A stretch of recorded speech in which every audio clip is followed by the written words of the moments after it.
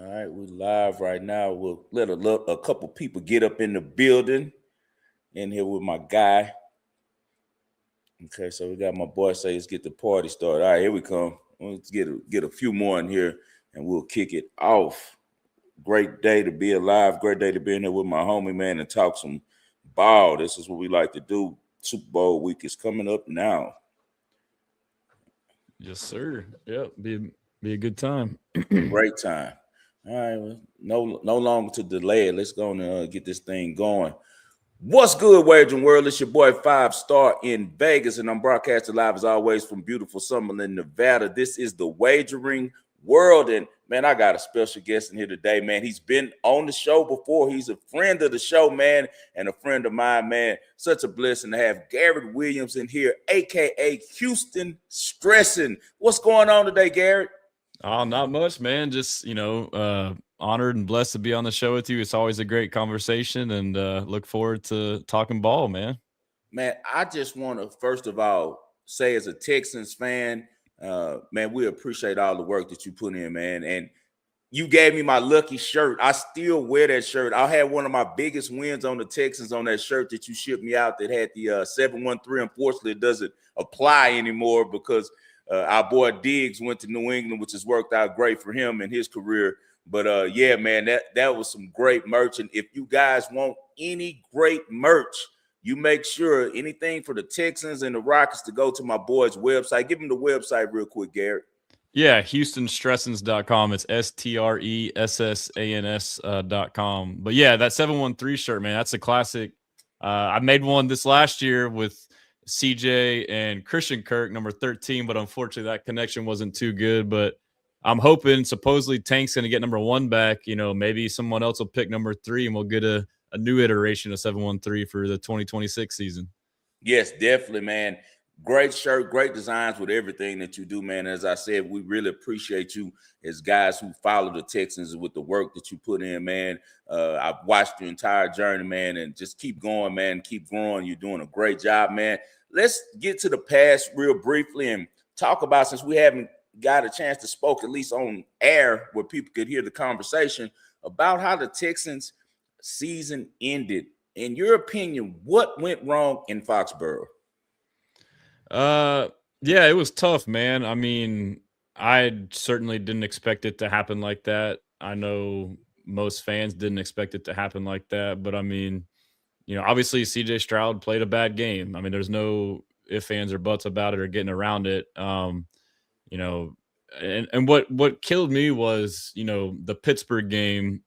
Yes, Stroud didn't play great in that game, but I feel like it was getting overblown. Like, to me, he had one play in particular that was just a real bad play. That pick in the Pittsburgh game down in the red zone was just, he just freaked out and you're like, what was that? Yeah. But most of the other struggles, in my opinion, were like between the snap and whether it's just him straight up dropping the ball or there's actual issues with him in the center snapping it too soon or high or low or whatever.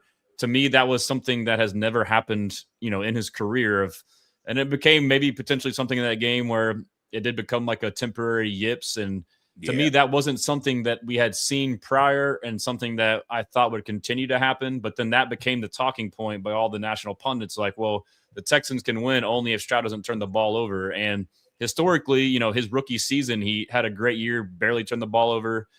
This year, the team as a whole and Stroud did a really good job of protecting the ball. That was the emphasis and why they had gone so far. And so that game, to me, the Steelers game was like, oh, this is just an anomaly. It's really literally just a snap, so it'll be fine. He had one bad play. Aside from that, we're good. And then you go to the game, and he has the 4 picks in the first half. So, yes, the snaps were fixed, but they were the interceptions. But that being said, I hated that because everyone now feels vindicated. But even though like their argument was based off of him, fumbling the ball, but I do think you have to consider other things too. Like, yes, he deserves most of, if not, a brunt of the blame. But like me watching the film, bro, like their interior wrecked our whole O-line. Like Milton Williams and Christian Barmore, like they were in the backfield every play. Like obviously we had like 1 yard per carry rushing. So you had no run game. And when you did throw the ball, like, intermediate anywhere, they literally had the center or the guard or even the tackle from Christian Barmore or Milton Williams literally in CJ Stroud's lap every play. That's not to say he didn't still make bad plays aside from that, but I mean, that also needs to be highlighted. And I personally think the weather was a massive factor, and no one's really highlighting that. And obviously, on the flip side, Drake May, he didn't play a great game, but they won, but he did play better. He made plays, but I mean, he had 4 fumbles, 2 of them we don't recover. If we recover 2 of those fumbles, it could be a different story. And now it's Drake May sucks and not Stroud, and the Texans win potentially. So I think, you have to throw that in there when considering it. It's a terrible game, but I do feel like, from that game going forward, I feel like it's getting overblown. Like he does deserve criticism, but like, again, this is to me still an anomaly, considering the weather and, but now it's like, oh, he can't play in big games. It's like, man, like what, like he's won plenty of big games, NFL, college, like, but it is what it is. So like, I think it can be for the greater good in the long term. Like he'll now be motivated, but obviously the defense dominated, but the defense, after all those turnovers, one was a pick 6, which that was a bad decision by him, but it was also like, it's easy for us to sit there and watch it. It happened so quick. I mean, our left tackle gets blown up into the motioning tight end who now trips, who is Stroud's, the little slip route in the leak, like his safety valve where he's going to throw the ball to. And the guy covering him, now the outside backer, literally has a heads up play and rushes Stroud. It happens like that. So like, and he was throwing to a guy that was open. And so like, as bad as that play was, I don't think it was quite as bad as we think. But yeah, so I mean, there's a lot of stuff that happened, but I was going to get to the point of like the defense. Like you turn the ball over 4 times. The one was a pick 6. The other 3 they didn't score off of. They were literally like all 3 and outs, and then a fumble. So the defense responded. But that being said, like they eventually let up, and then I think it's also being lost too. Is like we're just all like crapping on the Patriots. Like, oh, if only this. Like the Patriots deserve some credit, bro. Like they're a pretty good team. Their defense is underrated. And they made 3 massive, very difficult plays on offense. Like the Kayshon Boutte one-hand catch was insane. The Pop Douglas catch on 4th and 1, that was a massive play on their second drive. Kalen Bullock jumps just a tad early, still tips it, but he catches it and scores a touchdown. Like if that plays a little bit different, rather than 7 points, it's now our ball on like the 20 or 30. So, and then the Stephon Diggs touchdown catch was insane too. It was a great throw and strong hands, got hit and hold on to it. So they made 3 like that right there is the game. And then, obviously the fumbles he didn't recover. So I think context is deserved. That's a long answer to your question there. No, man, I love it. That's what I like. I like, me and you both are really detail oriented. We love talking ball and chopping shop. And, with us both having background of actually playing the game as well. But you played at Incarnate Word, and as you know, I played in Louisiana and stuff like that. We kind of see the game different. You were a receiver, right? Yes, sir. Yep. Yeah, and I played quarterback. So we see the game just a little bit different than most people do. You hit a lot of great points in that. I'm so glad that you brought up that play where the tight end, the tackle got blew up. The tight end was his first read. That's on Nick Caley. And me and you have talked about that before online. Nick Caley did a horrible job this year with situational play calling. You're up 14-10 at this point. Your defense is revved up. You have the ball inside your 20. Your main tight end, your top target tight end, just went to the locker room. And on the first play, you're going to call a naked bootleg left with a right-handed quarterback, which we know is the hardest pass for any right-handed quarterback to make, to a backup tight end who just got in the game, and you're not being able to block up really good. What are you doing? That's just doesn't make sense. And I also put a lot of this from day one on D'Amico Ryans, and I love D'Amico, and he's learning on the job, as we know. Great coach. He's done things for this organization in his 3 years as the head coach that, he's already reached heights that really not too many other coaches besides B.O.B. have reached. D'Amico has to learn from just looking at this Super Bowl right now. You have 2 defensive-minded head coaches in the Super Bowl for the first time, I want to say, in 6 years. It's usually offensive guys. Mm-hmm. What do each of these guys do? They went and hired offensive coordinators who had proven offensive systems before in the NFL, and this wasn't the first time that they had the play sheet in their hand. For some reason, D'Amico continues to hire these guys who are learning on the job. They've never had a system that worked correctly in the NFL. They're just trying the system this year. And CJ is the one who's receiving all of the talk and all of the bad press, but he's not being developed correctly over there on Kirby, man. The reason he was so good his rookie season, because he still had the development and he still had the mechanics that Ryan Day had put inside of him. Now, after a couple of years of being away from Ohio State, it's on Houston to keep the development going. And they failed him tremendously, whether it was Slowick, whether it was Caley.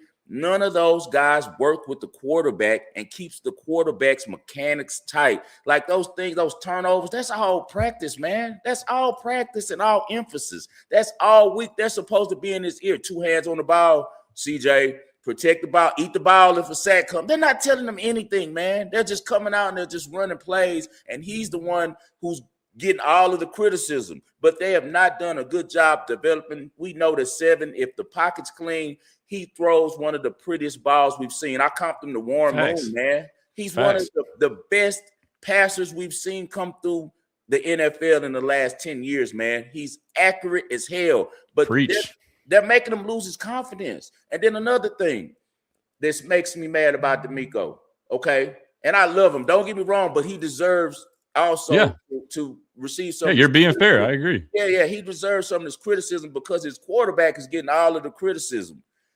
All right, D'Amico, you know that your defense is the number 1 unit on your whole team. They're the ones that set the tone. Why aren't you playing complimentary football? Vrabel went to Denver. He saw them come get back in the game with that interception, and they scored.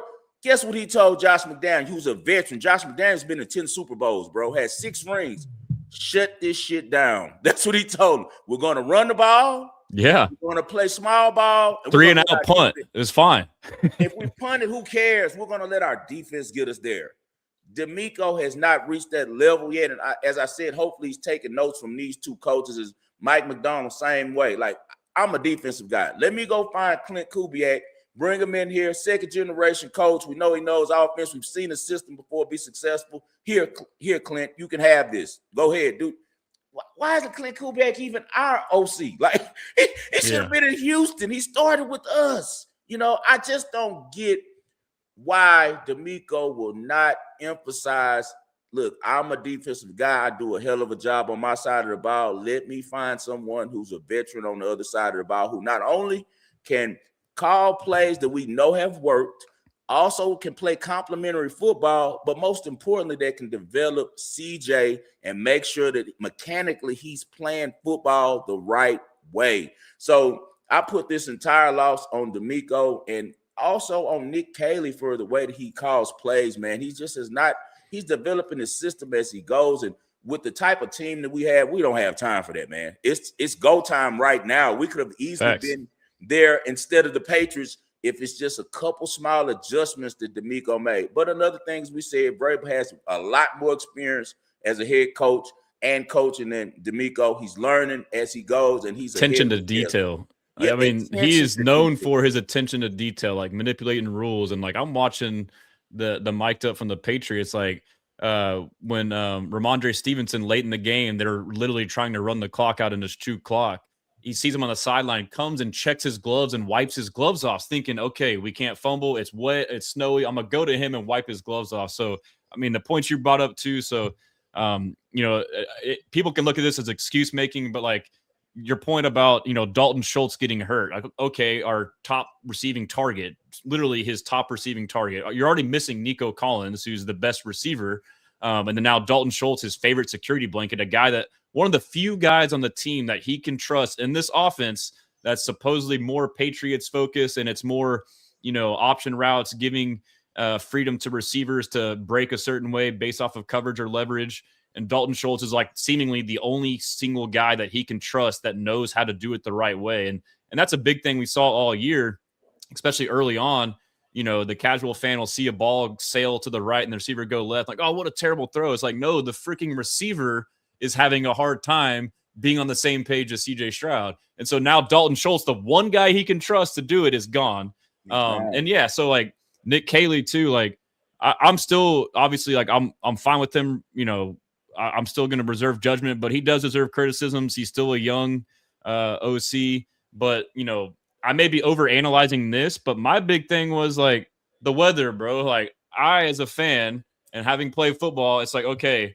And then what pisses me off too, and like I feel like they don't think this way, and maybe I am overblowing it, but like all week I listened to all these interviews on both sides of the team, Patriots, Texans, asked about the weather, and every player and coach on different mediums, when asked about the weather, either said it's not a big deal, just line up and play like normal. And you even had some players and coaches say, "Oh, I didn't even know it's supposed to snow. I didn't even know it was going to snow." Like, how the hell is this not being talked about? And obviously, you saw with Stroud, like, you know, simple little flat routes that he never misses, throwing way behind and wobbly. Like, obviously, the ball and the weather being slick or whatever was a factor. But to further on that point, like I, as a fan, was like, okay, I looked at the forecast. It's not going to snow until the second half, but it's actually going to rain in the first half because it's still warm. And then the second half, it gets dark and it cools off, and now it snows. And like me, from watching football, I know that it's easier to throw the ball in the snow than it is the rain, because the rain is wet. It's a liquid. The ball's wet. Whereas the snow, it's a solid and it's not as slick. And so it's like, okay, if you want to pass the ball, the game plan should be the weather's going to be terrible in the first half. Let's be super conservative, let it play out, and then if we need to be aggressive in the second half, be aggressive. Exactly. Nick Caley and the Texans offense came out ultra aggressive, already down Nico. You lose Schultz. The game plan to start the game was to throw this shit out of the ball in terrible conditions with the inferior O-line that's getting wrecked. It's like, what are you doing? Great defense. So you're putting your defense in all of these bad situations. So as I said, it goes all the way to the top. And we're going to go even farther than that with it, Garrett. It's a reason why the Patriots have been to 12 Super Bowls. Mr. Kraft is going to act.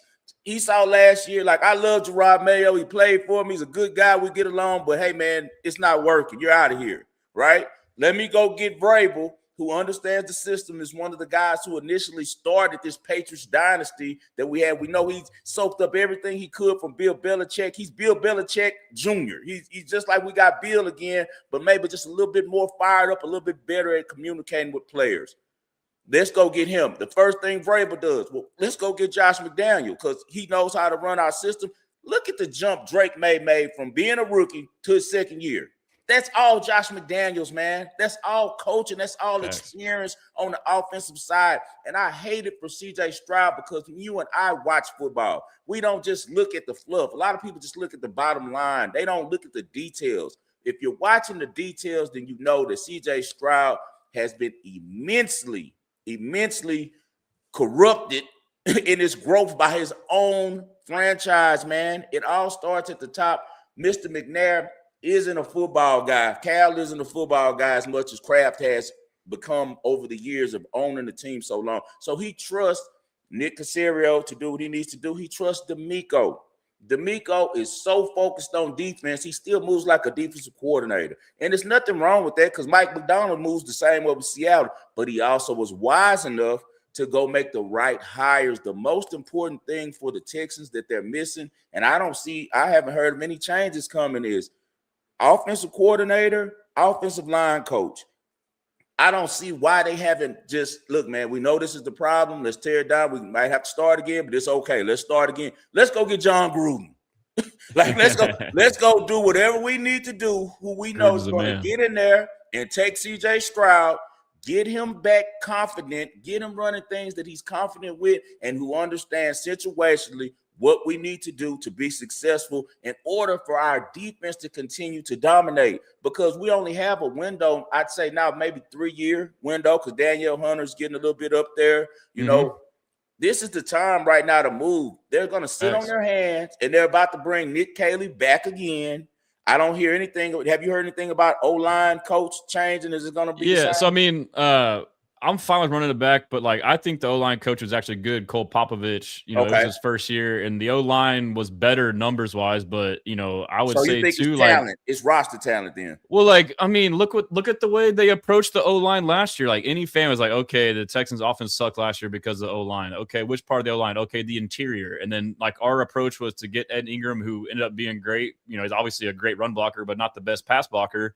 And then, you sign Laken Tomlinson. Like you were pretty unserious about the way you approached it. And then like they're like, anytime you ask them about it, like they take it personal, but they're all legitimate questions. And then come the draft, like you just trade back and then you don't go get a guy, you don't trade up or whatever it may be. So I think the personnel limited them. And what they did do was I think it was the correct approach, but they sped up CJ. Like the emphasis, you could see it from like mic'd ups and practices early on in training camp was to get the ball out quick. And so that's where if you have an inferior O-line and they're getting beat, but the ball's out in 2 seconds or less, it doesn't matter. And that's what was happening all year. And so we kind of masked an issue, but as times went on where you had to throw deeper downfield, you would see that happen, but also in the run game too. And, so in that game too, like, I was talking about why come out passing the ball. People might say, well, you couldn't run the ball. Well, like even to our point earlier, like, okay, when you have the best defense, you going 3 and out or maybe getting a first down or two, running the ball and limiting turnovers, you're still in the game. We literally just gave the game away by turning the ball over. So, but I think to your point too, with D'Amico, he's a young coach. I think the first hire, it was just a natural, okay, I'm from San Francisco. I want to get the Shanahan. There's this Bobby Slowick guy. He's my good friend. Hire him. Okay, boom, that's fine. And then you do wonder, okay, you fire him. And then I wanted more of like a spread offense to kind of emulate CJ Stroud, the guy you picked number 2 overall. Okay, why was he picked number 2 overall? Because he played in this type of offense, Ryan Day at Ohio State. Wouldn't you want to try and just replicate that for the guy you've invested your whole franchise into? Let's go over film. What did you like, CJ? What was your best plays? And let him do it. They make it so difficult. Spread, tempo, instead we're running all this BS, I don't understand it, man, because and then we had the least amount of motion in the entire league. Like, nothing's hidden. One thing that I really like, we're going to move on because we've been there a second on this subject. Kaylee does a horrible job, not only situationally, and that's why we struggle so bad near the goal line, but, man, he doesn't set up plays. He doesn't give you the same looks over and over, and they can run several things out of that look. He doesn't do that, man. It's just like, we're going to line up in the shotgun, they're going to throw it. Okay, we're going to line up on the center, they're going to run the stretch. Like, you have to have a little bit more diversity, a little bit better scheme with that. We just talked about D'Amico has a lot to learn. Look at Mike Vrabel. He had Drake May is in the Super Bowl, and everyone's just praising Drake May. Let's see Drake May's numbers. He completed 55.8% of his passes in the playoffs. 5 total touchdowns, 15 sacks taken. He's been sacked 5 times in each 3 games, 2 interceptions, 6 fumbles. But these are fumbles too. Like the Stroud fumbles, like calling a drop snap a fumble is driving me crazy. Like, oh, Stroud had 20 fumbles. Right. They're all freaking drop snap. These are legit fumbles by May, like not just a drop snap. Strip fumbles, a couple of them against the Texans where he was scrambling and trying to make something happen, but he's still in the Super Bowl, and it's because Mike Vrabel. So, D'Amico, you got to tighten up. We love you to death, and all the Houston fan base think that you are a great coach. Just the details, man. You have to. I think part of it, he's still young and his network is small. So, like, now you go to hire your next OC. You've only been in the league so long. And then you also do wonder, like, how much of this was D'Amico's hire? How much of this was Caserio and the Patriots tie?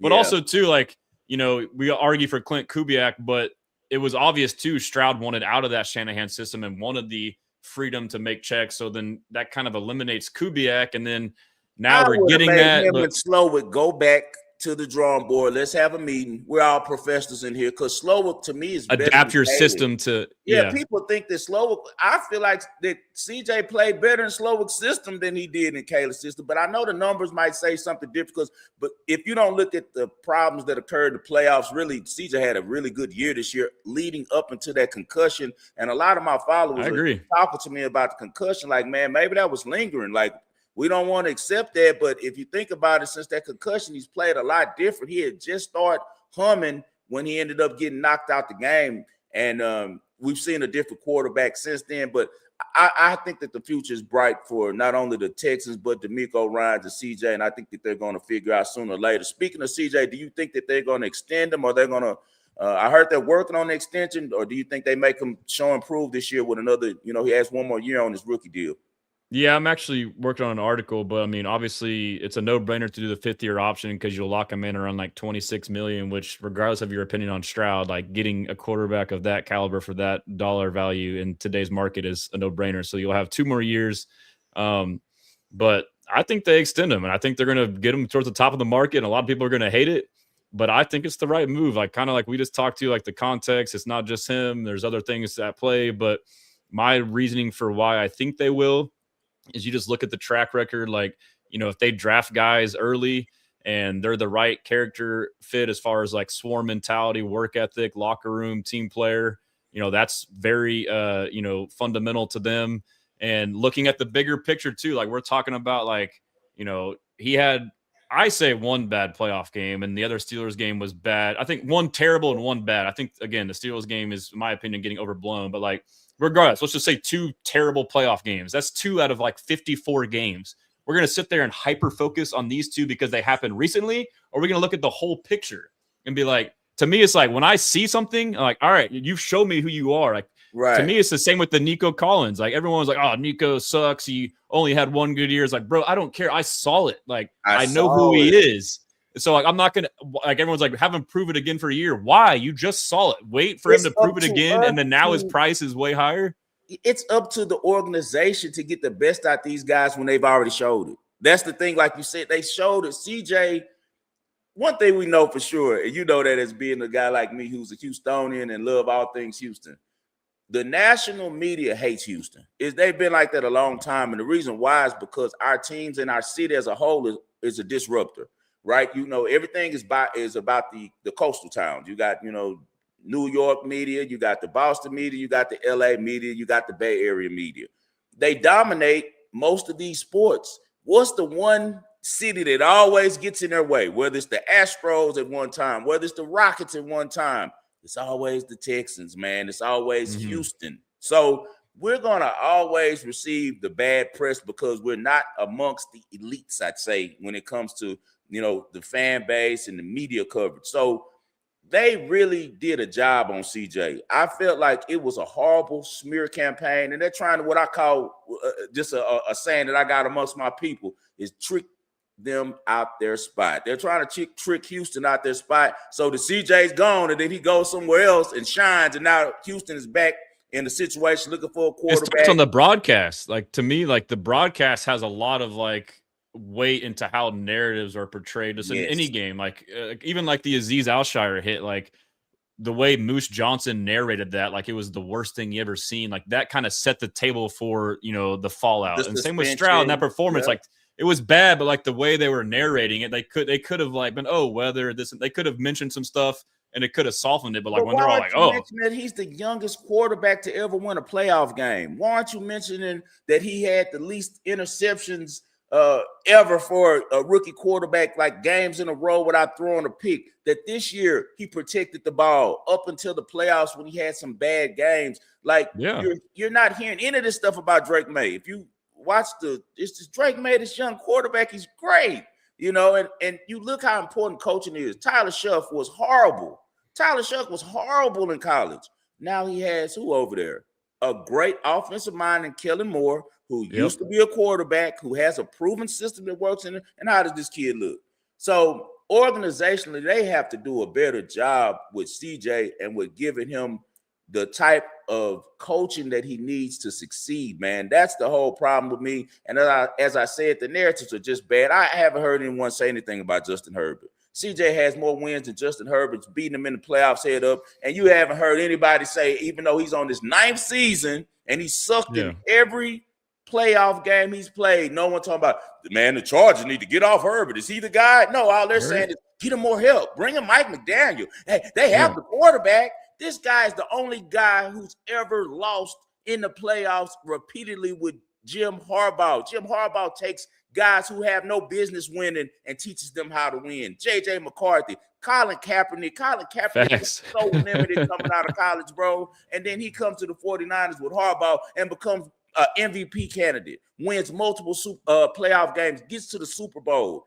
And I now agree. you're making every excuse for Justin Herbert because it's media coverage. Josh man. Allen too, bro. Like, I'm not saying Man, don't Stroud is even Josh bring him Allen's up. level, but I mean that shit drives me crazy. Like, he's played terrible, and it gets overlooked. Like, He couldn't beat Bo Nix in the playoffs. Like Bo Nix, this is Bo Nix' first playoff game. But once again, another one. And Josh Allen lost that game himself. Like, he lost the game. He lost the game. But the narrative from the media, they want to just tear down CJ Stroud because they're trying to trick us out our spot. We have something really good going in Houston. We just have to back our young quarterback if you're a Houston fan. And also, we just got to hope that the organization does a better job of putting the right type of coaching around him where he succeeds. And I'm with you. I'm all the way for CJ. So on that point, though, like, part of the reason why I think that they do extend him is like there's all this crap going on, all this negative talk, and I'm sure people laugh at him when he comes up and he's like, I'm still confident. Like, oh, how are you so confident? Like you want him to be confident, but then you laugh when he says he is. But regardless, like, if he is, feeling whatever, this is a chance now. If they're convicted off the big picture, if they reward him, even though all the fans don't want it or whoever, and they invest in you, they signal like, hey, F all that, like, you're our guy, that puts that shit behind him. So, like, there's also value in that. Like, if you know who he is and you pay him now, and you do it now, that can, get you over that hump sooner. And, obviously the time value of money, if you wait and then he does ball out and now his price goes up, there's a lot that goes into it rather than just looking on like the immediate fallout from, a playoff game, to me, which was an anomaly. And they just said CJ Stroud's agent did nothing. What you guys don't understand is CJ's agent is a disruptor. David Mogata is not liked by the media, bro, because he's one of those guys.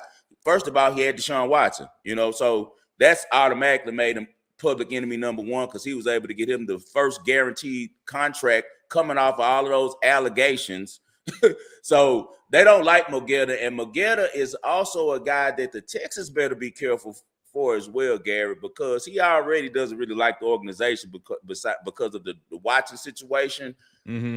And him and Cal McNair was involved in that. So they better be careful that they treat CJ right, because if not, he's going to try to force a trade, bro. And it's going to be a lot of teams lined up willing to do it. So they should go on and extend them, get the deal done. But to answer my guy Ant's question, it's nothing Mogeta could have done, bro. He's not one of those agents like David Falk or someone who's tied in with the media. They don't like him. He's, an outsider when it comes to that, bro. So that's why that all went on. Well, that's my last point on that. Like, it could get ugly. So, like, you also, like, if you are pretty majority convicted in him, what's the point in stringing it out and creating all this drama and friction when you can just avoid it? Like, and that's what Casario's done. Like, if we like you, you're a good guy, we're going to reward you. And he's shown he's willing to be early and overpay and allow that to, over time, return back low. It's not worth all the drama, bro. No, it's not worth it. They're going to get him signed. They know what they have in the building. And D'Amico has to have enough self-awareness. Last thing about D'Amico, I'm going to tell you something, too. With him being a minority coach, too, Garrett, I think another thing that's made those hires what they have been in, with the offensive side of the ball is because I think he's scared to get a big name in there that might end up bumping them out if they have a bad year. As sad as it is to say, I really think that, and we see that with the new hiring cycle, how things went, that it's very limited jobs right now in the NFL for black coaches. So I think that bothered him some, and he liked to get guys that he kind of had under his wing. You know what I mean, Gary? Like guys that he like. Think about it. Slopes his boy. He's not bucking him. He's not going to take his job. Nick Kelly, brand new guy. He's a young guy. He's under his wing. I don't know if he has enough confidence in his position. Hopefully he does now to go say, man, I'm going to go get a John Gruden. I'm going to go get a Clint Kubiak, because confidence in his position, man. So that's one thing to look at. They're desperately missing Joe Mixon. If Joe Mixon played against New England, I think the whole entire offensive system becomes a lot more complimentary, because we know that D'Amico's a defensive coach, so he's going to say run that ball. Woody Marks is a great alternative back. I don't think he could be a 3-down back, but it's his size. As you know, he was in the tent every game this season because of his size, because he's one of those kids who he has a lot more heart than he has brains. He's going to do what he needs to do to win. You want that type of guy on your team, electric player, but he'll be a lot better as, the HB2, in my opinion, and coming in on third down, coming in a couple series per game instead of, riding him. The bell cow would have been Mixon, because Mixon would have been punishing New England and would have been loving getting the ball and running it. Joe Mixon is huge. Another one. You can kind of coincide CJ's fall off with Tank Dell. You and I know Tank Dell is the real wide receiver one in Houston. Always has been. He's the guy that CJ tied his career to. He told him, go get him for me. And you saw that immediately they had an effect on the whole NFL. Those two are stars together. They had the whole NFL copying them. Their celebration in the end zone and stuff like that, the squabble up. They're two electric players, and he kind of gives CJ his swag. That's his boy. He needs him on the field with him. Do you have any news on what's going on with Tank Dell and Joe Mixon? Will they be in Texans uniforms, and will they be on the field next season? Yes, I'm not really an insider, but obviously I follow everything. I listened to Casera this morning on Sports Radio 610. But I just real quick before that, like Joe Mixon, I agree. Like, Woody Marks, I was kind of like, can he be a one, an every down back or not? But like the thing for me with Woody is like, his vision isn't good. Like none of our backs created outside of the play. And maybe that's because he's a rookie and doesn't want to go out of structure, but like we never bounced the ball outside. And the reason why Joe Mixon was so good last year, our blocking was terrible, but like he just made something out of nothing like every play. He was literally cutting it back every play and making shit shake. But we never saw that, bro. So like different physical specimen. Joe Mixon different, man. He's 6 foot 220, runner. But not even that. Just the mentality. Like I'm just a playmaker, bro. Like I'm gonna make shit shake. I'm just gonna go make a play. Like coach says it's 28 toss or whatever. I'm gonna freaking break it backside for 30 yards. We didn't see that at all. Like there were so many cutback lanes or bounce outside lanes. We never did it, dude. So I think that alone would be a difference. But as far as Joe Mixon, Caserio talked about him today, so. I'm optimistic. I know fans get frustrated. Like it does sound like it was just, like from my understanding, and I don't know, but like just from hearing and talking to different people and listening to stuff, it does sound like it was a fluke thing. Like he had like a surgery and maybe something else happened. And then it sounds like it was a weird surgery, botched surgery type thing. And it was something that people didn't really know. And might have maybe staff, man. That's what I think. I think he had some stuff going like what happened with Grant Hill, man. It could be, yeah. I mean, like there was there was a offensive lineman I was looking at. He's a trainer now. He was a center, but like he almost had to get his leg amputated. So it could have been something like that, And it's something like where genuinely he doesn't know, they don't know, but then us fans like, what's wrong? It's like, well, we don't know. Like it could be good, it couldn't, regardless. So, but basically, Caserio said like we should know here pretty soon of where he's at medically. Like if he's good and he's healthy, he's under contract for one more year, you absolutely bring him back. And that's your hope. And you hope that he's back to 100% or even 90%. It's still better than what we had. And then as far as Tank Dell, it sounds promising. Like he sounds like he's going to be ready for the offseason. And again, I think he's working out. I mean, he's going to be ready. I know he's in the building. They said he's been in there, the whole time. He's been there right after the season ended. And Caserio said like a smile's been on his face. I listened to him on a podcast the other day, but I don't know for a fact, but I would assume so if he's going to be doing workouts here pretty soon. But like, and to your point too, with Tank, the big thing about Tank is what I don't think people realize is how smart he is as a football player. Like that's what sticks out to me. Like he played at U of H under Shannon Dawson, the same coordinator that I put under at SFA, who's also the OC at Miami now, but he runs the Mike Leach West Coast offense that has a lot of this, IQ for receivers on when to throttle in zones, or if this guy does this, you can break here. It's kind of what we're seeing now, more so in this Patriots, Earnhardt, Perkins, Caley offense. So, and then just on top of that, he's just like an instinctive backyard baller. Like all the stuff we saw with Stroud and Tank Dell, like half their big plays is like, all right, extend the play. Okay, you should run here. And like wherever Stroud thinks he should go, he goes. Like they're see it the same way. Exact wavelength. I think he had that more than him and Nico, because I feel like that's why I was very optimistic about the New England game. We've seen CJ play some of his best ball when Nico wasn't there. And the reason why is because now he can go to Ohio State mode. Everybody can ball. I'm going to just get the ball to people. I think sometimes he feels like he has to get the ball to Nico, and he forces some things because, Nico's the big money receiver. He's the wide receiver one and things like that.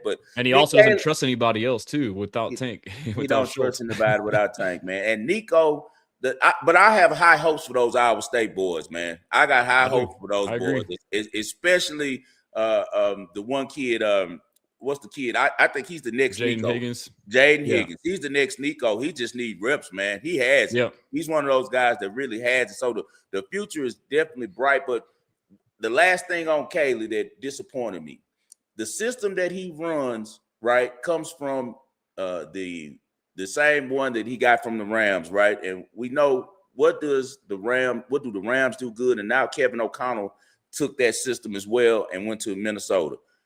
They do not let you take away their wide receiver one, whether it was Cooper Kupp, whether it was Puka Nacua. He doesn't do a good job of getting Nico uncovered. I thought the Nico would have a ridiculous year this year because I'm like, he's about to do the Jay Jettas. He's about to do the Puka Nacua. But I didn't see it. So, Nick Caley, you got to tighten up, brother. You got to tighten up.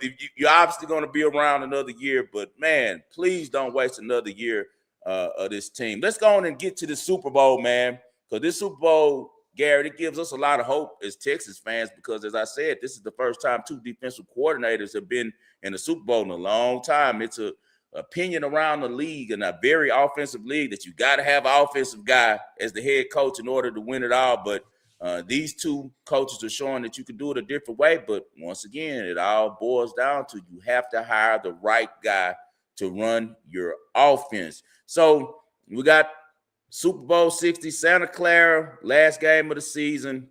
Seahawks are big favorites, in my opinion, because it's over 3 points in the Super Bowl, -4.5 versus a Patriots team that we're very familiar with now after, everything. And we also played the Seahawks early in the year, and they dominated the Texans, embarrassed them on Monday Night Football. We know both of these teams are very evenly matched. In your opinion, Gary, how do you see this game going? Man, it's tough. Obviously, you just surface level, you look at it like Seahawks are the more complete team. You look at like the run the Patriots had and the path that they had to get there. Obviously, apparently, is much easier. A Texans team that played terrible. The two basically had 2 cold weather games at home and then another slop fest in Denver against a backup quarterback. Their O-line has been terrible. Drake May's getting pressured. He's turning the ball over. On the flip side, Sam Darnold, dude, like I've been trying to be a hater of his all year, and he just he keeps balling, dude. Like at a certain point, you got to give him his respect. Like he's good. Like obviously, you have a vision of him from prior, but like the dude's balling, bro. And again, that can point out to your point of like having a good coordinator to mesh in the system and all that stuff. But yeah, so I mean, it's hard to say that the Seahawks don't roll, dude. I mean. Obviously the Nick Emmanwori news of him rolling his ankle the other day could be potentially troubling, but there's still some time left to get him back. But Mike McDonald that's a great matchup. Mike McDonald against Josh McDaniels, 2, masterminds on offensive and defensive side of the ball.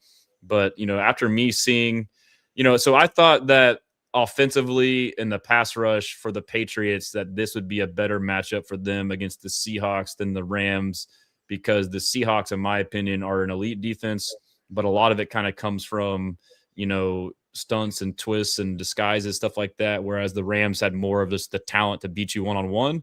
But that doesn't mean that it's still not a good one for them. So, with that front, Seattle can definitely be a disruptor to them and make some stuff shake. I mean, you got Jared Wilson at left guard, I believe, and then you have Will Campbell at left tackle. I believe they're both on the left side. You got 2 rookies starting in the Super Bowl on the left side of the line against that defense. Yeah. And then the run game for that'll be the big thing is the Seahawks run game. Kenneth Walker, dude, so underrated. We're talking about players like Joe Mixon making shit shake. That's what Kenneth Walker did. I mean, like, you're making guys missing the hole and getting 10, 15, 20 yards, and he bounces it outside every time. Dude, like, I watched that, and it drives me crazy. We've been talking about, and not to cut you off, just you can get back to your point. Just you bring up Kenneth Walker. All the OGs who've been riding with me on the Wagering Wolrd for 4 years, they know that I was so huge on Kenneth Walker at Michigan State. He was like one of my favorite players in all of college football, and that was one of the best years that Michigan State had because he was their running back. You can continue. Yeah, and he's just a playmaker, right? I mean, like, the coach can only call up the play, and if it's not there, it's up to you to make something happen. So, but that'll be a challenge. Like, obviously, the Patriots defense, I think, is very underrated. Like, we're seeing how they did in the playoffs, that front 7, obviously Milton Williams, Christian Barmore, we talked about. But I will say too, I did watch a video from the Film Watchers guy. Not sure if y'all seen him, but This is Yeah, something I had known, but he brought up a point that makes sense. So like, if there's any angles on your end, but the Seahawks and a lot of teams like to do it, like D'Amico, a lot of people, and Saleh, as far as defense, they like to run quarters a lot of time, or cover 6, which is 2 and 4. But on the backside of trips, they like to run man one-on-one with that guy, and then kind of have the rest of the coverage to the rest of the field. And so that's where we saw Derek Stingley basically have a one-on-one backside of a trips against Kayshon Boutte, who they had a perfect throw and perfect catch for a touchdown.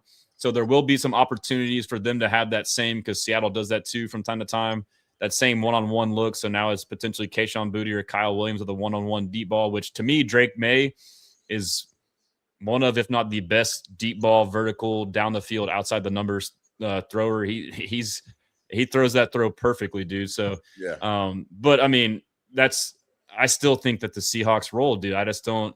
They do have the edge experience-wise with Mike Vrabel and Josh McDaniel. Obviously, Mike McDonald, and then now Clint Kubiak, much younger. You got the element of Clint Kubiak taking the Raiders job. Is that going to distract him? But I just think they're the far better team, man. I could be wrong, could blow up in my face, but I just don't see how the Seahawks don't roll. Like, they've been doing it all year. I'm glad that you're on that side so I can present the argument, because I'm definitely, I'm a sports bettor, so I'm coming at a little bit different angle than you as someone who just is going by film. Mm-hmm.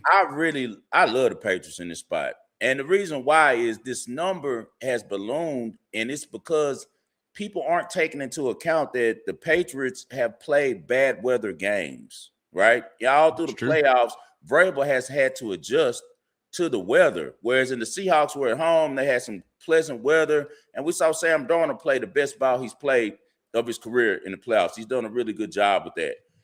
Drake May has been getting sacked all season, man. So we know that the Seahawks are going to probably get to him. They're going to probably, dominate Will Campbell, as we said, and those rookies on that side. But the thing about sports is this, as in the Patriots and Josh McDaniels has mastered this. As the game goes on longer and longer, that rush slows down a little bit because people get tired. It's only natural, right? And the Patriots have been dealing with this dilemma with the blocking their whole year. Look, Drake May is 7-0 in games he's been sacked 4 times or more. That's unbelievable. Also, he's a guy who's had been sacked 5 times each game in the playoffs. They still won. So it's ways around that. The thing that I like the most is that New England's offense is very explosive, the most explosive in the NFL. 19.4% explosive pass rate. That's for 15-plus yard gains on straight drop backs. They're only behind the Rams. And what did the Rams do to the Seahawks both times that they played? Well, the last 2 times that they played them. They were able to drop 30 on them. And they were able to do a lot of damage to them. And I think that Josh McDaniels is smart enough to study a lot of that tape from Sean McVay, apply it, and put it into his system as well. Another thing to look at in this game is this: Vrabel and Josh McDaniels' experience. Josh McDaniel has been in 10 Super Bowls, won 6. Started out as a quarterback coach, went to the defensive side for a little bit, and he's been now the offensive coordinator, I believe, since 2006. With the Patriots. So a lot of big game experience in these situations. Details. Vrabel is a details guy. He's going to find an edge. And another thing is, when they're the underdogs as they are, oh man, there's so many great teaching points for Vrabel, in the locker room, and to have those guys ready to play.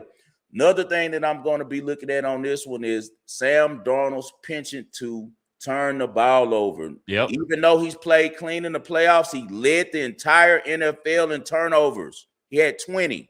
The most. I think we can say real quick too is like the Niners defense was bad, and the Rams defense was kind of getting overhyped. So I mean, the Patriots are going to play assignment football. We know that. That's one thing that we know. They're going to be where they're supposed to be at. The thing to look at in this one is Vrabel taking away Sam Darnold's first read. Clint Kubiak makes life easy with him with that. Darnold is as good as they come on that first read when it's available. He leads the league in yards per attempt when pulling the trigger on his primary read. He's 4th highest graded quarterback out of 32 in those circumstances. But in circumstances where the first read is taken off, he plummets, man. He goes all the way down. I see that Vrabel takes a page from his old coach, Bill Belichick, man. And they're going to make him play left-handed. They're going to take away his first read. They're going to take away JSN, Jackson Smith and Jigba, who's just – he already might be the best receiver in the league. He's a kid. He wanted to come to Houston with CJ, too. I hate that we didn't get him, man. That would be special. When you force Donald off his primary read, he becomes really pedestrian, man. In those situations where they moved him off his first read, he ranks 22nd of 32 quarterbacks in his completion percentage. Also, if he looks beyond his target, his initial target as well, Garrett, he's thrown just 4 touchdowns and 3 interceptions, man. And that places him in top 10 in turnover-worthy play rate, man. So the thing is this is a different type of scheme. 2 weeks for Vrabel to get ready for him. Come on, man. Yeah. They're going to be on the film. We know that Boston, just as a whole, that whole city is a really collegiate, brainiac area. And the Patriots have always been smarter than everyone. That's what they pride themselves on. They've had all types of random guys out there wearing that Patriots uniform.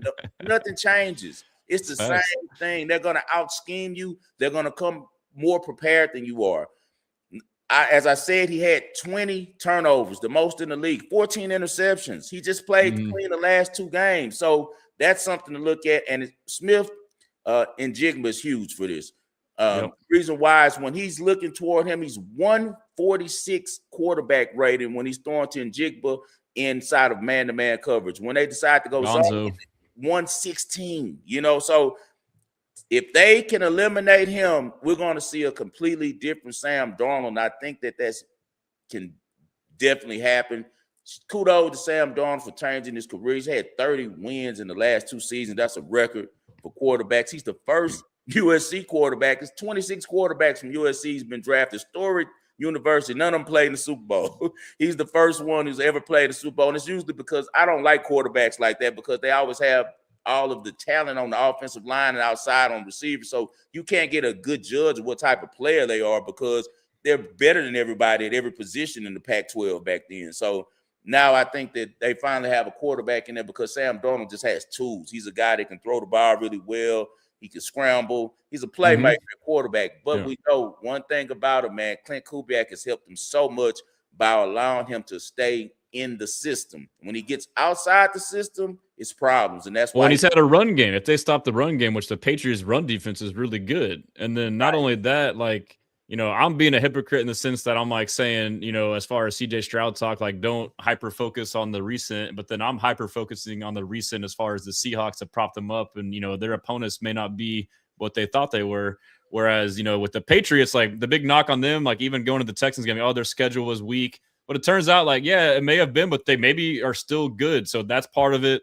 I probably have a little bit of emotional side of it too. Is man, I don't want the Patriots to win. They beat us. So that's probably back there somewhere, but you're making a lot of good points. But then also too, has Sam Darnold under pressure? Has he faced a lot of pressure? You got Milton Williams, who won a Super Bowl last year and basically won it for the Eagles last year against the Chiefs. Yeah. Him and Christian Barmore, if they're going against, I believe Bradford is their right guard and Gray Zabel, who's a rookie who I'm really high on.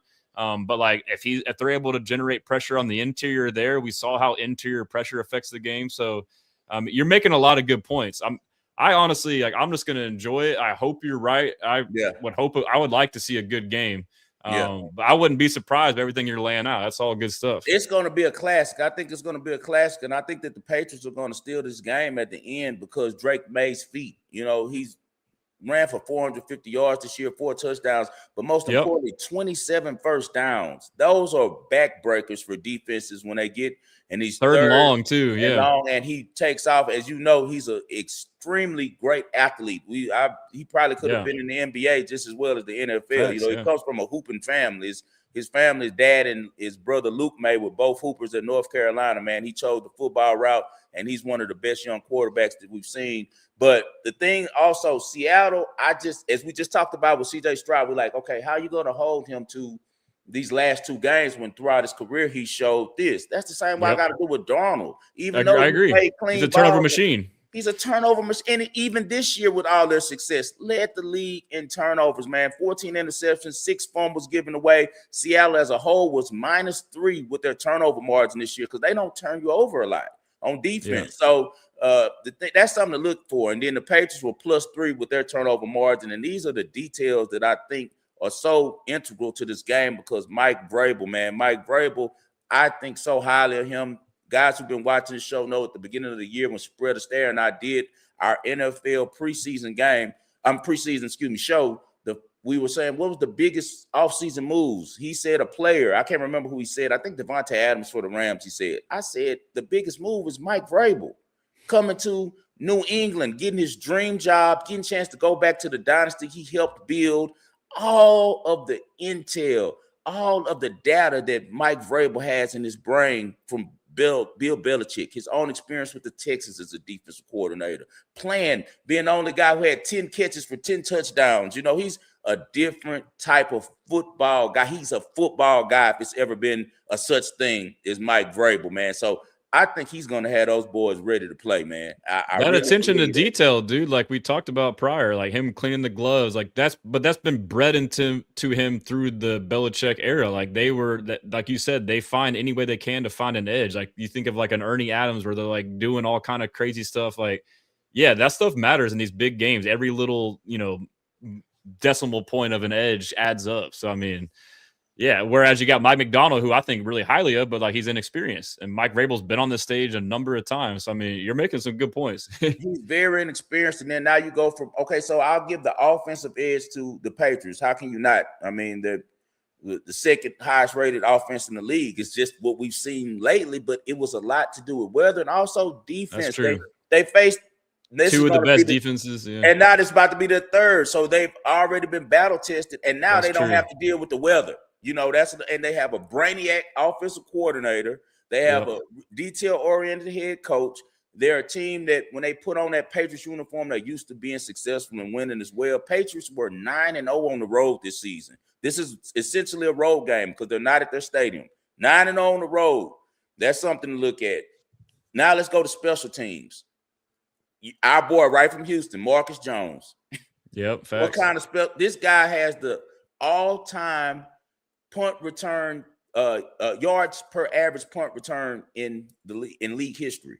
He averages 17.5 yards. It's number one. But guess who's number two? Rashid Shaheed, who the Seahawks picked up. He's number two. So that's going to be very important in this game is the special teams as well, man. But I do think that I give the advantage to New England because of details. You got Brendan Schuler, who we saw with the Texas game, is a maniac on coverage, man. He's a really good special teams guy. And as I said, I think that Marcus Jones is going to make enough plays in order to set up field position for the offense. I just like the Patriots in this, man. I got to take the points, and I'm going to actually take the money line. I think that they can get this one done, man, at plus 205. I'd be a fool not to. I know that the Seahawks have been really hot. They've been playing good, but they've been off now 2 weeks. Let's see if they're able to translate how good the offense has been, or does Darnold turn back to what we've seen long-term? Long-term, we've seen even last year in the playoffs with Minnesota. What did he do? He turned the ball over. So it's funny. I've been waiting for him to turn back into a pumpkin, so to speak. But then all of a sudden he beats the Rams, and all of a sudden I just fully flip the switch. Nope, he's fixed. So it's funny. But just 3 weeks prior, I was still having that same is he going to mess up? He's going to choke. But it's funny how one game can all of a sudden mentally just change your opinion on that. So that is true. I mean, it's still in him, man. This is a great point by Ant. He's been giving me some great points. Thank Ant. We appreciate the knowledge that you're sharing with us. Vrabel knows every player that comes from Ohio State. He's a diehard Ohio State guy. He's got all the intel from Brian Hartline and those guys about JSN. You can believe that. That might have happened with Stroud too, the way they game planned him. Now you think about it. They might have known his weaknesses and they might have forced him into that. Thank you. I appreciate that. That's for sure. All right, now let's talk about some props real quick. You guys already know I'm on the Patriots plus 4.5. Some props that I definitely like. I like the Patriots to have the longest punt return in the game. We just talked about Marcus Jones and his effect. Rashid Shaheed is really good as well, too. But I think New England covers a little bit better than the Seahawks do. And it, once again, comes down to details. Throughout history, these are the two best punt return guys in league history by yards average per return. Marcus Jones is 14.3 throughout his career. Rashid Shaheed is 13.2. So very explosive players. But this season, Marcus Jones has the fifth most return yards of all time, and he also scored 2 touchdowns on punt returns as well. So give me the Patriots to have the longest, punt return in the game. I also like them to have more return yardage. My book didn't have it, but I did see for the longest punt return in the game is at -105 for the Patriots. So I love that one. Another one that I love too, Garrett, is this is probably my favorite prop of them all. A defensive or special teams touchdown is at +235. We just talked about Marcus Jones. We talked about Rashid Shaheed, Trevion Henderson in the kick return game, and 2 very opportunistic defenses. And what did I just talk about?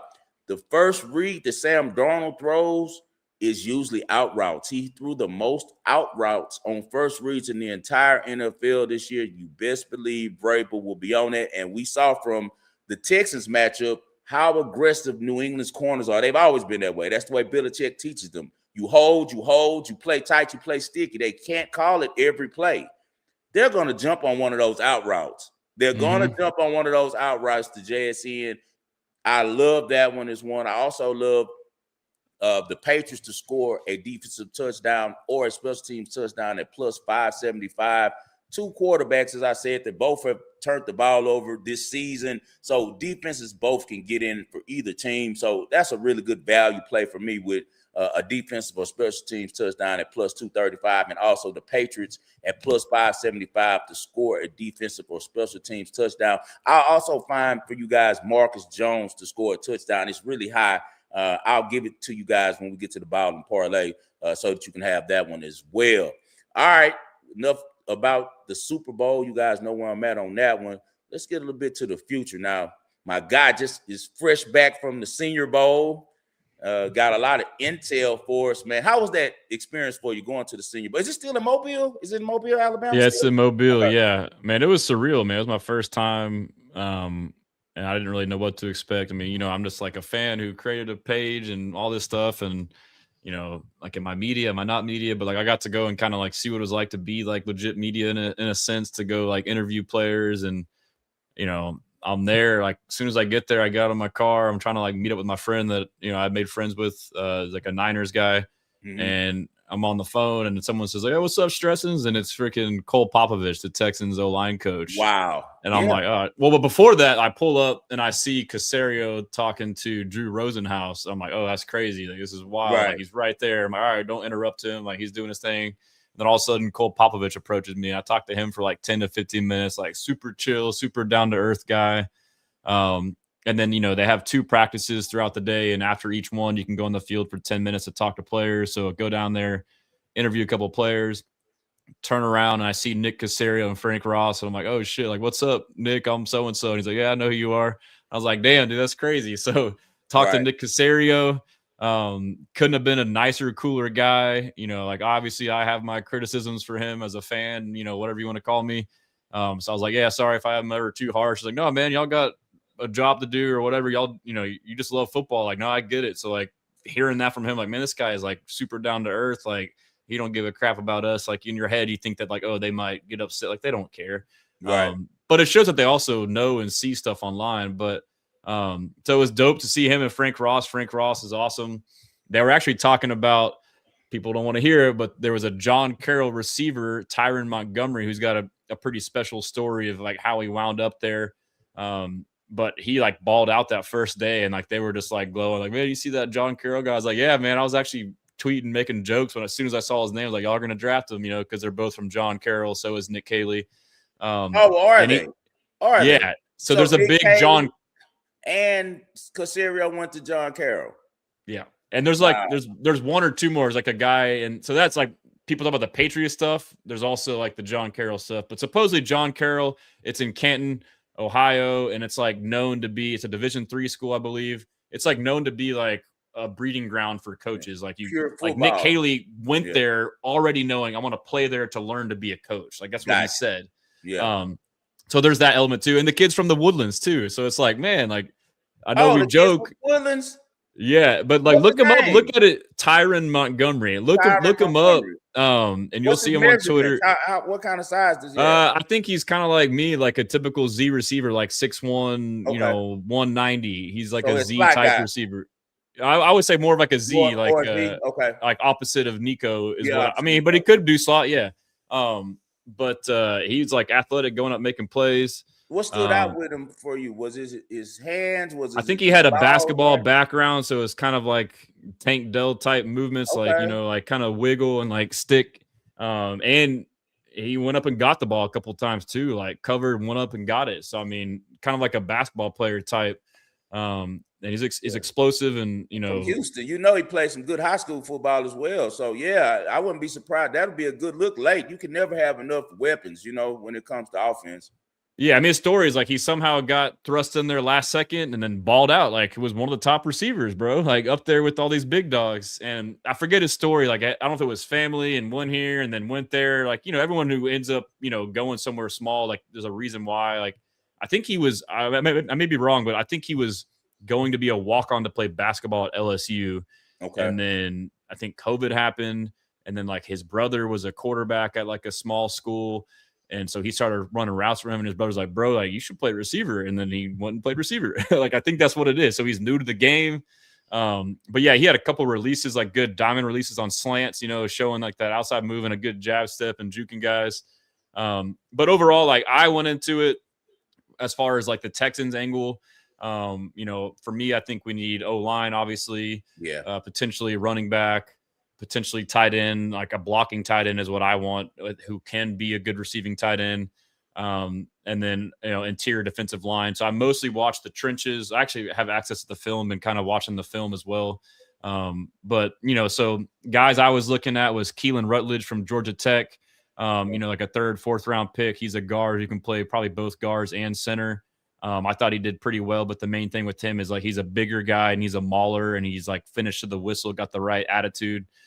He actually, his, junior year had a car wreck, almost had his foot amputated and played through an injury and, didn't play as good, but then balled out this year. So he's like super tough, has got like the JJ Watt video of him, like with the bloody nose on the sideline. Yeah. So I watched him. Jennings Dunker was somebody, I saw you guys from were Iowa. having a great time together. You kind of hit it off, right? Yeah, well, I didn't get to meet Jennings Dunker, but I mean, I saw him. Like, my buddy told me before, like, it's my guy, and like as soon as the first practice happens, walkthroughs, I'm like, this guy just stands out. He's like a big ginger dude with a mullet and a mustache. Yeah. Got his shirt rolled up and his pant legs rolled up. His legs are just like massive. He's an Iowa guy, right? Iowa, yeah.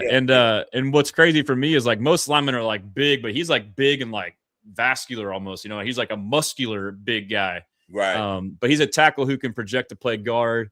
He did pretty well. You try not to in the Senior Bowl overanalyze it because, to me, it all leans towards defense, the way it's all set up, just different dynamics. So, but he's a mauler too, got a great mindset, personality. Max Ihanakor, I believe is how you pronounce his last name, from Arizona State's a guy that caught my eye, a tackle, potentially guard flexibility, but he's a guy who's raw. He has really great feet. He's like from, some other country like Nigeria or something like that. And early in his life, moved to America and played basketball and also soccer, and then didn't play football until college. He went to a JUCO and then to Arizona State. So he's super raw, but like because of his background with soccer and basketball, his feet are really light for a tackle. So I liked him. A lot of other people liked him. You got Jake Slaughter, center from Florida, who can probably play other spots, who is pretty decent. There's a couple other Iowa guys that were okay. Again, it's tough to evaluate these guys. I thought Crownworth from A&M, the tackle, was pretty good. Like, he seemed like a pretty good mauler. I'm just trying to think off the top of my head of some other guys on O-line, but I was looking at tight end too. So Sam Roush is a guy from Stanford who is renowned as like the best blocking tight end, did well blocking, and showed me some stuff receiving where he's pretty good, and got to interview him, and just seeing him in person, like, this is like, if you imagine a tight end, like, this is like, between like height and weight, like he's like exactly that. He's like 6'6", 250, from Stanford. So that was someone I liked at tight end. The A&M tight end too, Nate Borkacher. I think he could be a sleeper, dude. He's another great blocking tight end, not as good as Sam Roush, and but he showed some good stuff receiving too. Made a lot of plays, physical, going up and getting it. Positions that may or may not pertain to us. Kyle Lewis, linebacker from Pitt, mid to late round guy who is like one of the best cover linebackers I've seen. Bud Clark, safety from TCU. Maybe we could, fill a need at a strong safety potentially. Yeah. He was balling out, making plays. Interior defensive line, Caleb Banks, inconsistent, but interviewed him, saw him. Dude is just a monster. He's like 6'6". He's almost like a Chris Jones build at defensive tackle. From Florida, right? From Florida. Yeah. He had a foot injury prior. He was like, projected top 15 pick and then had a foot injury and inconsistent. But then people saw the flashes there. His pad level needs to be down, but like he could be a legit disruptor. Interviewed him too. Like I was trying to interview guys to like get a sense for their personality too, because I know swarm is a thing for them, to see if I can extrapolate any of that. And he seemed to fit that. Like he has the right mindset. But there's a lot of defensive tackles. I noticed like any defensive tackle in that practice and one-on-ones that had a maroon helmet was good. There's a guy from Bama, Keenan Allen, I believe is his name, or something Keenan, not Keenan Allen. And then there's also a guy from Oklahoma. I forget his last name, but there were several like good, defensive tackles, edge rushers. We could maybe get an edge rusher, but TJ Parker was there. He balled out. Zion Young from Missouri. These are guys that we probably won't get too early. So a lot of talent, man. I love it. Is a player, man. He can play, and he has the type of attitude that'll fit really well with our scheme. I think that the most thing that we're going to be probably addressing, of course, offensive line got to bolster that so that the run game can be a little bit more effective. And also, I think we need an explosive tight end. Definitely, we need a playmaker tight end, but they might go get that in free agency, because I have heard a lot of noise about that.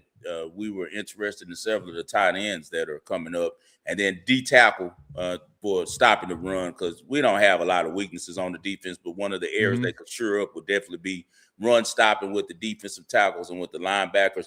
I was looking over different draft mocks and stuff, and I'm seeing Caden Proctor. I don't know if he's going to get to us, because he's a very popular guy at tackle, man. And he's my pick. I think that you could take him, and then if they could let Ed Ingram go, and then they could either slide Caden inside, or they could still keep him outside, man. He got 40 starts, in college. He's probably the most popular tackle, and you saw that the way that they used him, they even threw him the ball sometimes. So he's definitely a great athlete. At any time you got a lineman coming, just like the kid you mentioned from Iowa, Alabama, you like those guys working offensive line for you.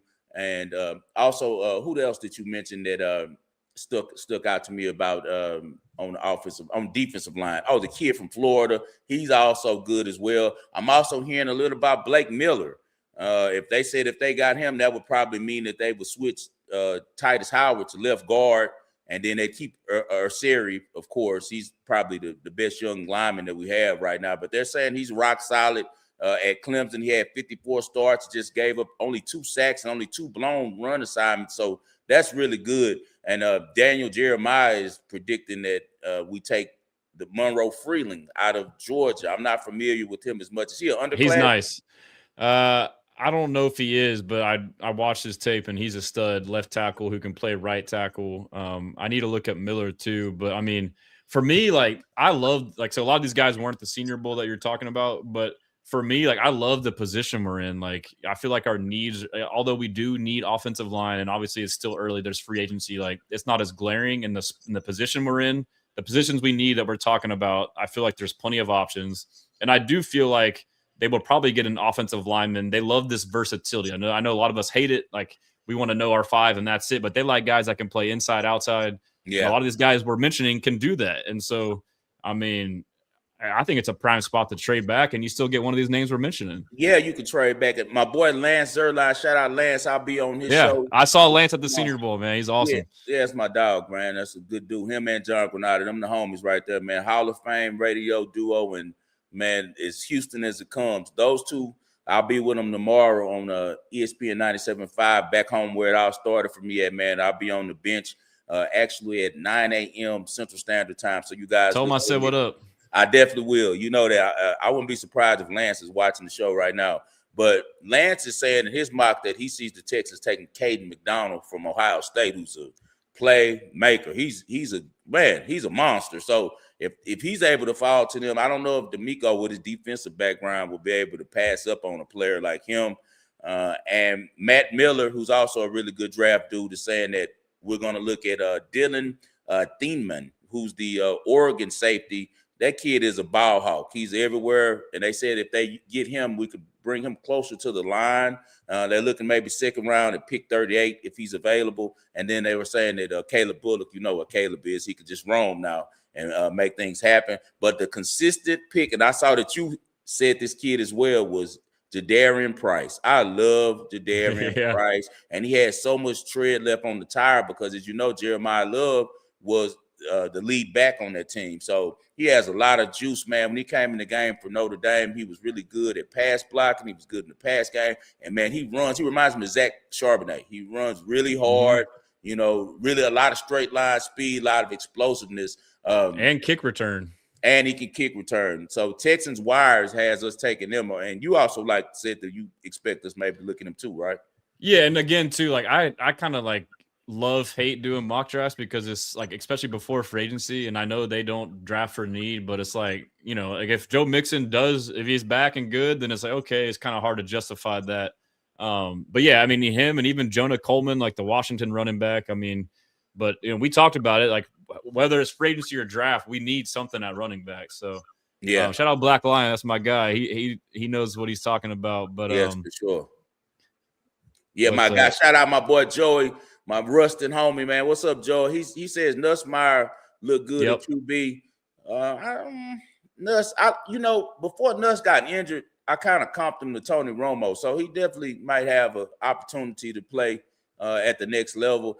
I just don't see us. We don't, in my opinion, even if Davis Mills moves on, is Davis Mills a free agent or they would have to trade? We got one more year on him. Keep him. Keep Davis Mills. I like Davis Mills because he's one of the top backups in the league. He's very humble, a team guy, so he's not like trying to take CJ's position or take, you know, none of that. He knows his role, and he's a professional backup, bro. And people want to make it more than what it is. Like it can be that CJ Stroud is good and struggled, and Mills is a great backup and played well. It doesn't mean that this guy's better. Like, you know, everyone drives me crazy, bro. Until they become the QB1 for the whole season. You know, bro. I watched the Cowboys documentary on Netflix, and I was reminded that Troy Aikman had his fucking job. He had his job taken the third year by, I forget the guy's name. And he came back. Steve Walsh. Is it Steve Walsh? Steve Walsh from Miami. Yeah. But he had his job in his third year. He had his job. He got hurt, and then the backup came in. They went on a run. They won like 7, 8, 9 in a row, something crazy. Yeah, and then Aikman was healthy the last week of the regular season. They said, "No, we're going to save you for the playoffs." Come playoffs, Jimmy John's like, "No, we're going to sit you and ride the hot hand." They benched him in the playoffs and won, and then benched him again and lost. Yeah. And so like, that's just a reminder, like, this isn't the only time this has happened. And I'm not saying that means that Stroud will be Troy Aikman, but it was good to be like, okay, like, look, this stuff happens, dude. Like, it's happened to a lot of good quarterbacks. I mean, now it's different this day and age as far as benching a guy because it's just a different dynamic for the NFL. But, like, it's not new for young quarterbacks to have these adversities and, you know, these circumstances. We're in a really good position. We got a kid who's done more than all of these guys that the media love in only 3 years, and he came in with a rookie head coach, man, and did all of this good work, man. We're not going to allow the media to trick us out our spot, man. We're in a really great position right now for the Texans. Speaking of, now, what's your expectations for 2026-2027 season? What do you think we see from the Texans? Do we take back the AFC South? The AFC South is going to be really more competitive with Robert Saleh and my guy from that used to coach the Giants going over now to be the OC, and Dayball already wanted Cam Ward, as you know, and that's our boy. You know, we've been talking Cam Ward before it was cool. Cam, if I ever see Cam, if you run into him, you give him my number. He owes me some money. he owes me some money. You know why? Because when he was at Incarnate Word, one of the guys who followed me back then and followed my plays was a Miami alumni. And he was like DMing me and asking me, like, "Hey, man, you really think this kid is good?" I said, "Man, do some tape on him. I'm telling you, he's the guy." Ends up where Cam goes and signs with Wazoo. He goes to Washington State because his connection to the Eric OC. Morris. Yes, exactly, who was at Incarnate Word. He goes over there with him because that's his boy. Immediately after that, he goes to Miami, and my boy hits me in the DM. I still had a DM. He was like, "Man, we appreciate you, man, because we would have never known about this guy. He's electric." So Cam, you owe me just a small finder's fee, Man. for pubbing you, man, like I did. I used to love Josh Allen like that in Wyoming too, and talked a lot about him when people didn't know him. But what's the outcome do you see for this year? As we said, we already know Nick Caley seems like he's going to be back again. Can Nick Caley take a step forward and get CJ on the right page? Most of the defense is coming back. We're not losing anyone in free agency important on defense, right? No, defense is pretty much rock solid. I mean, on the interior, some of those rotational defensive tackles, we got guys, Sheldon Rankins up for renewal. I believe Tim Settle Jr. would come off an injury. Mario Edwards is a guy's, potentially a cut candidate, but defensive tackle, whether we re-sign all those guys or draft or whatever, like I'm not too worried about that spot. Like, no, D tackle is easy to find now especially in that scheme when you got those two. Yeah, but it's a lot easier now. It's a space. But not even that. But like with D'Amico Ryans, like we saw these veteran defensive tackles, and they end up being like all world. It's like so I'm not too worried about that. But so defense. I mean, think about it. I guess the defense was elite and should have been considered historically great, but the offense let them down. And now they're coming back with another year, all the same guys. Like they should be even better next year. Kwame Lassiter is ready to be an All-Pro. He's going to be. He should have been considered. And Kalen Bullock. We could have two All-Pro corners. We could have an All-Pro safety and Kalen Bullock. Two All-Pro safeties because we know. And Jalen Petrie. Petrie is like the leader of the whole defense. Really, if you just want another guy that people did not want to extend to think that he wasn't good and he needs to prove it another year. Shout out his dad. His dad worked at the post office for years with my homie Gino, man. I don't know if Gino's in here right now. He watches the show a lot too, but they worked at the post office forever, and he was telling, man, I'm telling you my son. I'm telling you about my son. He went to Baylor. Dog, dude. And now because they're right from Stafford, man. They're right down the street. So I love that entire defense, man. So we could have 5 All-Pro, but anyway, so I think the defense will be better. I agree. The division is tougher than what it was, and we'll continue to project that way. But I mean, it should be the same. Like we should be right where we were. We should, I know last year was the year to make the AFC, or this year was the year to make the AFC Championship game. That should be, if we don't get there, then stuff really might start to shake up. I do expect CJ Stroud to come back with the vengeance and improve year 2 in this system. I do think that's a big part of the struggles was, like we talked about earlier, the receivers being on the same page. So, another year of those guys in there, maybe, slot will be interesting to me to see what they do. Like Kirk is a free agent.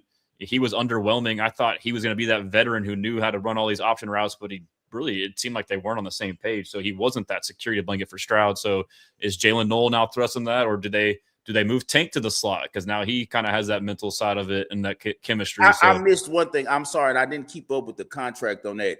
Is he returning? Because he was our best receiver in the playoffs. Was it a 1-year deal? Christian Kirk? Yeah, it was a 1-year deal. Yeah, we got to let him go. You got too much young talent behind him. They paid him too much. I mean, he balled out in the playoffs, but it's like, man, now, like, you could have but the big thing will be, so I think the offense can improve. I think there'll be a lot of changes, and I hope that they really pour into the offense personnel-wise, O-line, running back, tight end, and give CJ some weapons. As bad as Caley has been or his moments, I think he can still improve.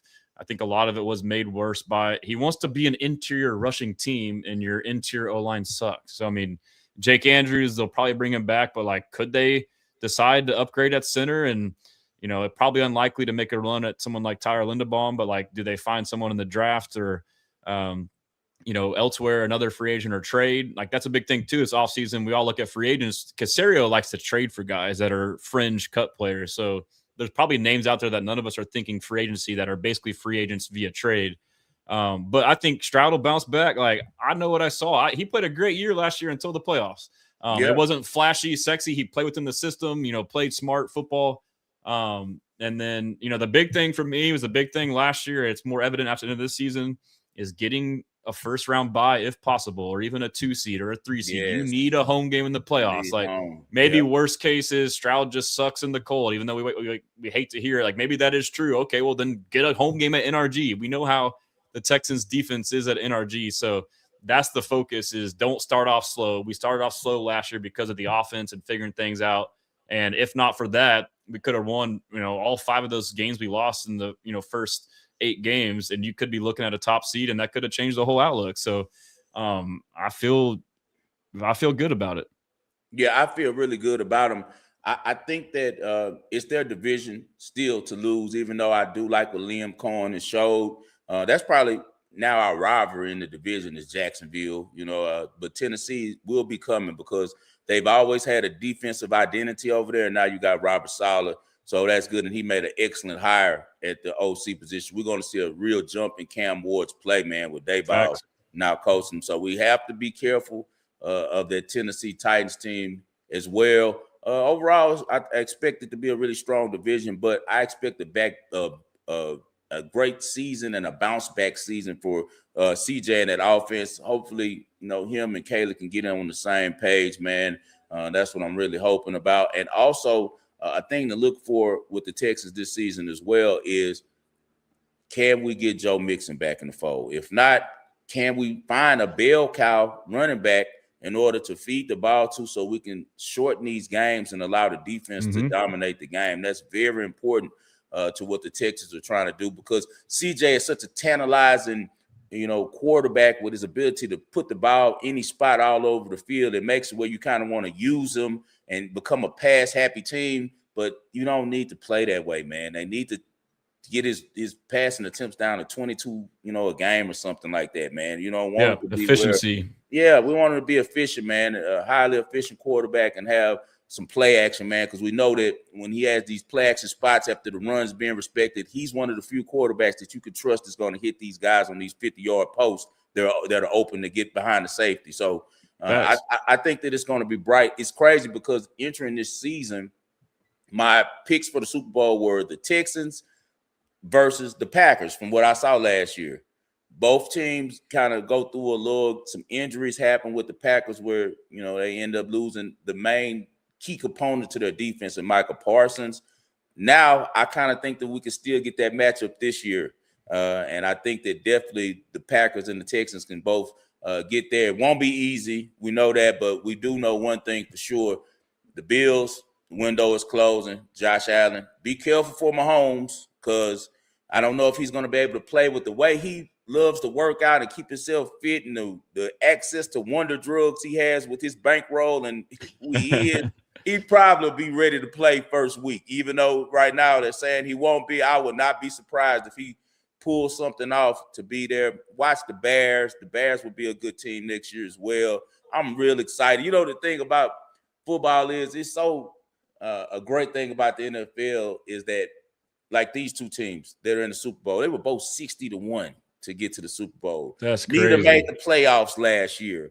The great thing about the NFL is that any moment your team can become that team, and we're in a good position right now. Hopefully these guys can keep it going, and we can finally get a Super Bowl to Houston, man. It's been a long, long wait, and I think that we'll appreciate that more than anything. We've had a World Series, we've had the NBA Finals, and we've had a championship in that, and we love all of those organizations. But man, Houston is football's king, bro. Football I've been saying always that. going to be king in Texas, man. You know that. Let me get to the bottom parlay real quick. My guy says he leans Seattle, but no official play for him. Me, I'm going to take the Patriots plus 4.5. The prop that I was saying I was going to come back and give you guys was going to be Marcus Jones to score a touchdown. It's at plus 3,000. So, hey, man, that's definitely worth putting you $20 on and getting you 600 off of, because he has a couple different ways that he can get into the end zone, whether it's on defense with a fumble recovery, a scoop and score, with an interception for a pick six, or, as we know, he's one of the best kick returners in the country. I'm going to go to the college basketball slate. We were able to cash yesterday with an easy one as Villanova runs off in the first half for us. We had Villanova first half -4, and for the game -6.5. They take care of business for us. I'm glad that everyone was able to cash on that one as they take care of Seton Hall. Now let's go to a Big 12 matchup. We got West Virginia. They're coming to Cincinnati. Cincinnati coming off a loss against Houston, where they got blew out. West Virginia is also coming off a loss at home against Baylor. Earlier this year, the teams met in West Virginia, really close game, but the Mountaineers were able to pull it out. I think this is a situation where if Cincinnati is trying to somehow get an at-large bid, they have to win this game. This is one of the games they cannot let get past them on the schedule. I think we see a huge game from Day Thomas and from Edgerrin James' kid, Jizzle James, speaking of football. So, yeah, Oh, wait, what'd you say? Jizzle James. That's his name. His nickname's Jizzle. I think he might be his real name might be Edgerrin James Jr. I think he might be the second, but they call him Jizzle though, and that's Edgerrin's son. Yeah, that's his son, man. And he got the size. I don't know why his ass didn't play football. He's 6'3", 205. He could have been out on that. Never too late. Yeah, it's never too late. Maybe he can become a tight end. He has all the athletic. I gotta look that up. That's crazy. No way that's his nickname. Oh my gosh. Yeah, Jizzle. That's hilarious. Yeah, Jizzle James. Maybe I'm just making it more than what it is, but that's a crazy nickname. Jizzle. All right, stop saying it. We're good. Yeah, so we're gonna go with the you funny, man. We're gonna go with the Bearcats. Let's go with Cincinnati Bearcats. Let's go first half. West Virginia tends to start slow. I like to cut these games in half. That 5.5 is a janky number. It might get at the end, and we've been seeing a lot of college basketball. They just were talking about this Stanford game. They're down 4 points, and the guy just the line was 2.5, and the guy just sprints down the court with no time left and lays it up, doesn't launch a three or nothing. So, as the corporations take over the sports betting, it's getting shadier and shadier. So we like the first half. So I like to bet first half. We're going first half with the Cincinnati Bearcats. I believe it's -2.5. Best of luck to you all on all your wagers. Garrett, tell everyone where they can find you at. Yeah, so it's either at Texans Commenter or at Houston Stressans, STRESSANS on TikTok, YouTube, Instagram, Facebook, pretty much everywhere. My website, HoustonStressans.com. I got a free newsletter. I haven't been doing it, but I'll write articles in the off season. You can just find it on my website as well as merch. But yeah, man, that's pretty much it. I appreciate the time and the convo as always, man. It's good to catch up with you and talk ball. Man, it's always great to talk ball with you, man. And I'm sure we'll be texting during the Super Bowl and kind of talking about what's going on, man. I look forward to next year when we'll bring you back. We'll do a draft show, and I'll get you on here, and we'll do a draft show the week of the draft. I think the draft's in Pittsburgh this year, so in April we'll jump back on. But until then, you guys go follow my guy. Go to his website, invest in some of that merchandise. If you're a Texans or a Rockets or Astros fan, he has some really great one-on-ones over there. And you also can go to my website, www.thewageringworld.com. This is the logo hat right here for the show, but I have other items that you guys know. It's Us versus the Machine, the Underground and the Underdogs, all types of high-quality merch. A lot of the guys in the chat have purchased it, and they all were really happy with the quality of the merchandise. You guys just keep on supporting me and my guy Garrett. Hey guys, as always, I dedicate this show to the greatest Houston sports fan I know, and that's my father, John H. Lindsay. I do this for you, Dad. Guys, I'll be back tomorrow. Ski and spread a stare. We'll talk a little bit more about the Super Bowl. For my guy Garrett, this is the Wagering World. Appreciate it, Dre.